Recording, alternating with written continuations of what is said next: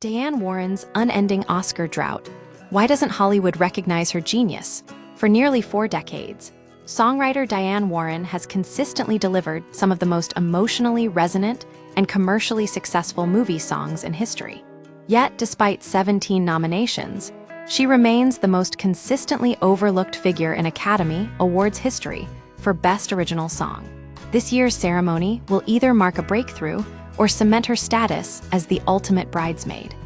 The question isn't whether Warren deserves an Oscar. Her peers clearly believe she does, but why she hasn't won one yet. The pattern of rejection Warren's track record is undeniable.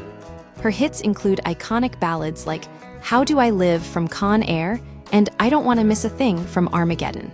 These songs didn't just soundtrack blockbusters, they defined an era of power ballad perfection. Yet she's repeatedly lost to competitors who, in many cases, benefited from riding the wave of pop culture momentum rather than sheer songwriting talent. The Academy Awards have a clear pattern. Winners often fall into 2 categories: mainstream pop artists writing for high-profile films or standout tracks from musicals. The current frontrunner, Golden from K-pop Demon Hunters, exemplifies this trend, dominating awards season with its chart-topping success. Warren's nomination this year for Dear Me, from a documentary about herself, feels less like a contender and more like a respectful nod to a career of consistent excellence. Oscar bait and the shifting tides of taste, the original song category, isn't about pure artistic merit alone. It's about strategic positioning.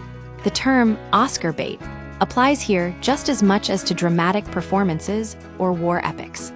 The Academy tends to reward popular artists lending their names to major films or songs that are integral to musical narratives. Recent winners like Billie Eilish for Barbie and Elton John for Rocketman demonstrate this preference. The Academy doesn't just want a good song, it wants a cultural moment. Warren, while undeniably skilled, has drifted away from the formula. She no longer consistently writes for blockbuster soundtracks or collaborates with pop superstars. The evolving soundscape musicology professor Nate Sloan argues that Warren's signature power ballad style feels increasingly anachronistic in modern filmmaking. Contemporary scores prioritize different sonic landscapes, leaving her classic sound feeling outdated.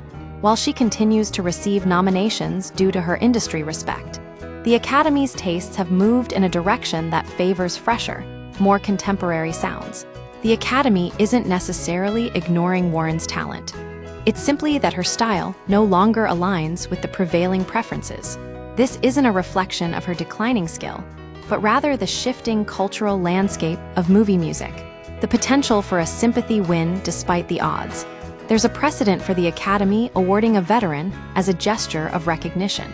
Composer Randy Newman, after 16 nominations, finally won in 2009 for If I Didn't Have You from Monsters, Inc., a song many consider less remarkable than his earlier work. The Academy could, in theory, decide that Warren's time has come, rewarding her not just for a single song, but for a lifetime of contributions. If Warren were to write a chart-topping hit for a major film musical, the Academy might finally pull the trigger. But this year, with Golden dominating the conversation, that moment seems unlikely. Ultimately, Diane Warren's Oscar drought isn't a judgment of her talent, but a reflection of how the music industry and the Academy Awards prioritize cultural currency over artistic legacy. While she may continue to be nominated, the path to victory requires a shift in strategy or a stroke of sympathetic timing.